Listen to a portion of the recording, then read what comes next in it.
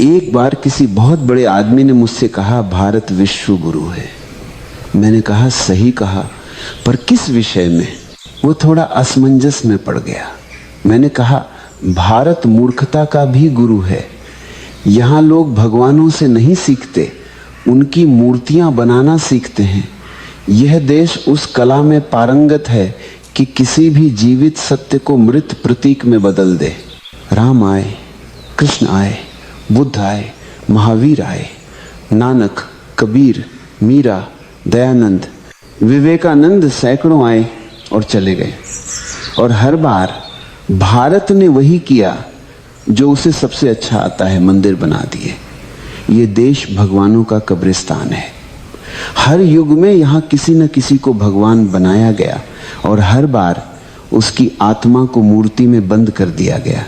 हमने कभी किसी भगवान को समझा नहीं, हमने केवल उन्हें सजाया है। हमारी पूजा समझ से नहीं, डर से पैदा हुई। हम वह देश हैं जो भगवानों से प्यार नहीं करता, बल्कि भगवानों की कहानियों से प्रेम करता है। हमने हर भगवान को कथा बना दिया, क्योंकि कथा सुनना आसान है, सत्य को जीना कठिन है। तुम देखो ना, राम ने कहा धर्म वह है जो भीतर से उपजे। भारत ने कहा धर्म वह है जो बाहर से मिले। कृष्ण ने कहा कर्म करो और फल की चिंता मत करो। भारत ने कहा फल ही तो सब कुछ है। बुद्ध ने कहा ध्यान में जाओ। भारत ने कहा ध्यान बाद में, पहले मूर्ति बनाओ। महावीर ने कहा मौन बनो। भारत ने कहा मौन भी घोषित कर दो कि हम मौन हैं। जिस देश में लोग अपने मौन की घोषणा करते हैं, वहां मौन कभी नहीं उतर सकता। भारत अजीब देश है। यहाँ भगवान तो आते हैं, लेकिन भगवान को कोई जगह नहीं मिलती। हर बार जब कोई जागा हुआ आता है तो भीड़ उसे नकार देती है, कभी उसे पत्थर मारती है, कभी उसे विवादास्पद कहकर किनारे कर देती है। और जब वो चला जाता है तो उसी के नाम पर संस्था बना देती है, क्योंकि संस्था सुरक्षित है। वो सवाल न ही पूछती। तुम्हें पता है भारत की सबसे बड़ी कला क्या है? यह किसी भी सत्य को कब्र में बदलने की कला है। कोई भी जीवित सत्य यहाँ ज्यादा देर नहीं रह सकता। यहाँ जो बोलता है उसे चुप करा दिया जाता है, जो नहीं बोलता उसे देवता बना दिया जाता है। और हम वही करते जा रहे हैं। जो मर गया वही पूजनीय हो गया, जो जीवित है उससे हमें खतरा है। बुद्ध के समय में बुद्ध को गालियां दी गई, महावीर को पागल कहा गया, नानक को अजनबी और कबीर को नास्तिक। और जब वे मर गए तो सबने कहा देखो हमारे भगवान। कभी सोचा है इतने भगवानों के बावजूद इस देश की हालत ऐसी क्यों है? क्यों हर मंदिर के बाहर भिखारी बैठा है? क्यों हर गली में एक पुजारी और 100 डरते हुए लोग हैं? क्यों हर आदमी पूजा करता है और फिर चोरी भी करता है? क्योंकि ये देश धार्मिक है पर आध्यात्मिक नहीं। ये देश पूजा करना जानता है पर परिवर्तन नहीं। ये देश भक्ति जानता है पर जागरण नहीं। भारत की सबसे बड़ी समस्या यह नहीं कि यहाँ पाप है, बल्कि यह है कि यहाँ पाखंड है। यहाँ जो पाप करता है वह भी धर्म की भाषा में बोलता है। यहाँ जो लूटता है वह भी मंदिर में दान देता है। यहाँ जो हत्या करता है वह भी शास्त्र पढ़ता है। हमारे यहाँ धर्म इतना सस्ता हो गया है कि उसे हर गली में खरीदा जा सकता है। बस थोड़ी माला, थोड़ी धूप, थोड़ा नारियल और फिर तुम भगवान के प्रिय बन गए। कितनी अद्भुत अर्थव्यवस्था है, जहाँ अपराध बोध का भी समाधान बाजार में बिकता है। ये देश भगवान से डरता है पर भगवान को चाहता नहीं। यहाँ हर आदमी मंदिर जाता है क्योंकि उसे स्वर्ग चाहिए, न कि सत्य। यहाँ हर पूजा सौदेबाजी है। हे भगवान थोड़ी मदद कर देना, मैं तेरे नाम पर दान कर दूंगा। भगवान भी सोचता होगा ये लोग भक्ति नहीं बिजनेस कर रहे हैं। और फिर हम कहते हैं भारत आध्यात्मिक है। नहीं भाई, भारत व्यापारी है। यहाँ हर चीज भी कति है, भक्ति भी, आस्था भी, आत्मा भी, हमने भगवान को भी अपनी राजनीति में घसीट लिया है। अब धर्म वोट मांगता है, ध्यान नहीं। अब साधु भाषण देता है, मौन नहीं। अब मंदिरों में घंटियां बजती हैं पर कोई भीतर नहीं उतरता। भारत ने भगवानों की इतनी भीड़ बना दी है कि अब कोई भगवान जीवित नहीं रह सकता। यह देश भगवानों का ट्रैफिक जाम है। हर गली में कोई नया अवतार खड़ा है, हर दीवार पर नया मठ, नया संत, नया संगठन, और हर संगठन कहता है हमारा भगवान असली है, मानो भगवान भी अब पार्टी टिकट पर खड़ा है। कभी कभी मुझे लगता है अगर भगवान सचमुच लौट आए तो सबसे पहले भारत छोड़ देंगे, क्योंकि यहाँ लोग उनसे प्रेम नहीं करेंगे। हमारे पार्टी बीजेपी और आर्धान, यहाँ लोग उनकी फोटो बेचेंगे। यहाँ भक्त नहीं होंगे, ग्राहक होंगे। यहाँ आरती नहीं होगी, आयोजन होगा। यहाँ ध्यान नहीं होगा, फंडिंग होगी। भारत ने भगवान को कभी समझा नहीं। हमने पूजा की क्योंकि पूजा आसान है, उसमें कोई जिम्मेदारी नहीं होती, कोई खतरा नहीं होता। तुम पूजा करके वही रह सकते हो जो तुम हो, पर समझने के लिए बदलना पड़ता है, मिटना पड़ता है, जागना पड़ता है। और भारत सोना चाहता है मखमली धार्मिक चादर ओढ़कर। इतिहास गवाही देता है इस भूमि पर जितने भगवान उतरे उतने किसी और देश ने कभी नहीं देखे। हर सदी में कोई न कोई सत्य का दीपक जलाने आया और हर सदी में हमने उस दीपक को बुझाने की पूरी कोशिश की। जब वह जीवित था हमने उसे झूठा कहा, और जब वह चला गया हमने उसकी मूर्ति बना दी। हम जीवित सत्य को सह नहीं सकते, हम मृत मूर्तियों से प्रेम करते हैं, क्योंकि जीवित सत्य तुम्हें बदल देता है और मूर्ति तुम्हें वैसा ही रहने देती है जैसे तुम हो। हमारा धर्म अब साधना नहीं, सुविधा है। हमारे मंदिर अब मौन नहीं, बाजार हैं जहाँ पूजा बिकती है, जहाँ मोक्ष की किस्तें जमा की जा सकती हैं। जिस देश में हर गली में भगवान का एजेंट बैठा हो, वहाँ आत्मा की यात्रा रुक जाती है। हमने सत्य को व्यवस्थित कर दिया है। धर्म अब एक संस्था है जिसमें प्रवेश तो है पर जागरण नहीं, जहाँ लाउड स्पीकर है पर मौन नहीं, जहाँ आरती है पर आस्था नहीं, जहाँ व्रत है पर विवेक नहीं। जिस देश में सत्य को शास्त्र में बदल दिया गया, वहाँ सत्य अब केवल पाठ्यक्रम बन गया है। लोग ग्रंथ याद करते हैं पर सत्य को जीते नहीं। वे चर्चा करते हैं कि कौन सा भगवान बड़ा है, पर अपने भीतर की नींद को देखने का साहस किसी में नहीं। कभी सोचा है जिस देश में ध्यान की खोज हुई, योग जन्मा, फिर भी हर आदमी बेचैन क्यों है? हर चेहरा थका हुआ क्यों दिखता है?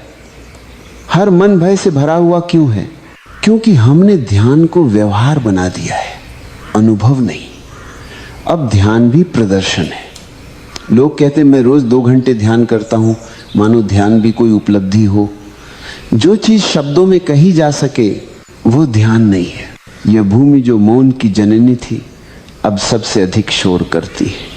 हर गली में घंटियां बजती हैं, हर मंदिर से लाउड स्पीकर चिल्लाते हैं। यहाँ सच्चा भगवान अब प्रतिस्पर्धा में है, सत्य विज्ञापन में है। धर्म अब भय का दूसरा नाम है।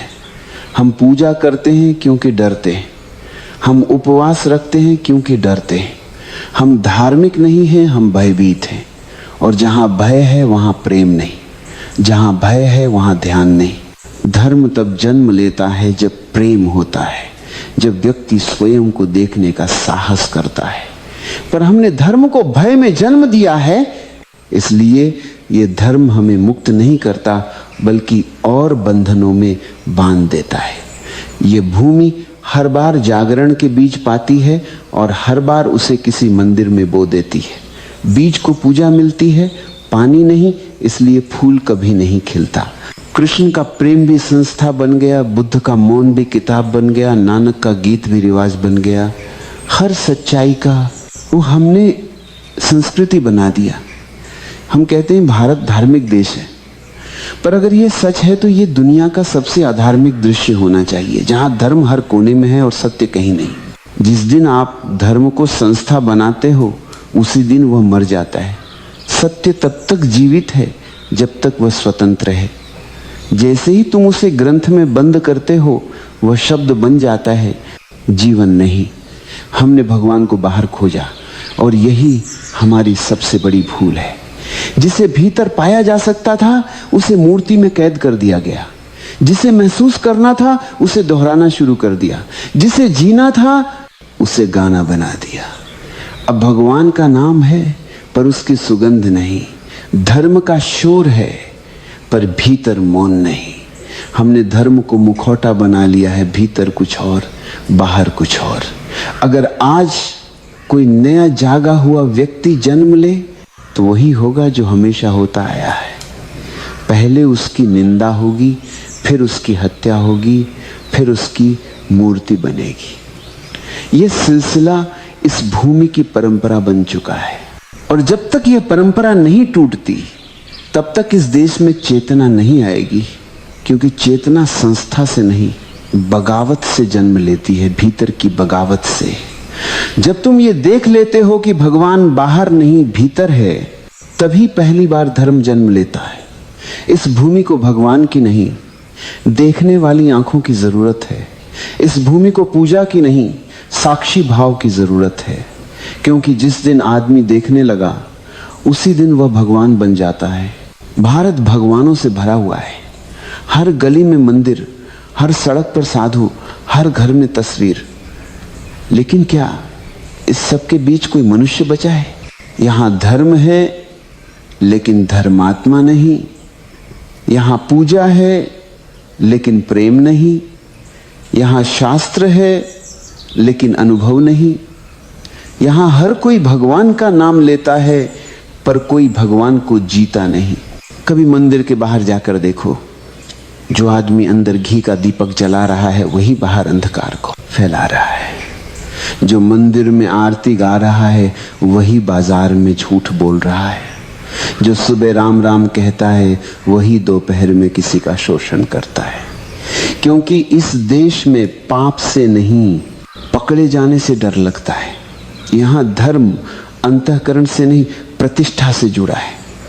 लोग भगवान को नहीं समाज को खुश करना चाहते। भारत का धर्म एक नकाब बन चुका है।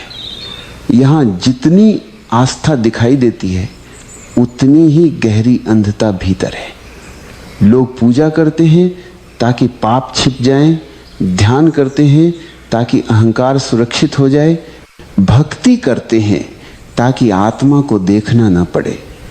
ये धर्म नहीं मनोवैज्ञानिक बचाव है।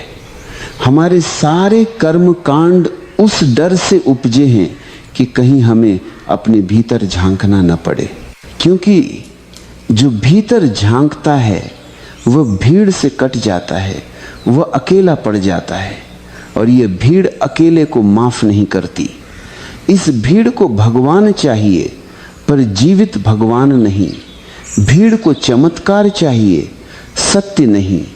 भीड़ को कथा चाहिए, मौन नहीं। जो आदमी भीड़ से अलग चल देता है, भीड़ उसे खतरनाक कहती है, क्योंकि वह उनके झूठ को उजागर कर देता है। भीड़ को वो भगवान चाहिए जो उन्हें झूठी सांत्वना दे, वो सत्य नहीं जो उन्हें हिला दे। हर युग में कोई ना ऐसा आया जिसने कहा जागो, और हर बार भीड़ ने कहा यह व्यक्ति अधर्मी है, क्योंकि भीड़ कभी जागना नहीं चाहती। भीड़ के लिए नींद ही सुरक्षा है। जो जाग जाता है वह भीड़ से बाहर हो जाता है। भीड़ उस अकेले से डरती है क्योंकि उसकी मौन आंखों में सत्य झलकता है। भीड़ जानती है कि अगर ज्यादा देर उसे देखा तो वह खुद टूट जाएगी। इसलिए हर युग में सच्चाई को या तो क्रूस पर चढ़ा दिया गया या शास्त्रों में दबा दिया गया। जीवित मनुष्य से डर लगता है। मृत मूर्तियां अधिक सुविधाजनक हैं। ये देश धर्म को जीना नहीं चाहता, ये धर्म का तमाशा चाहता है।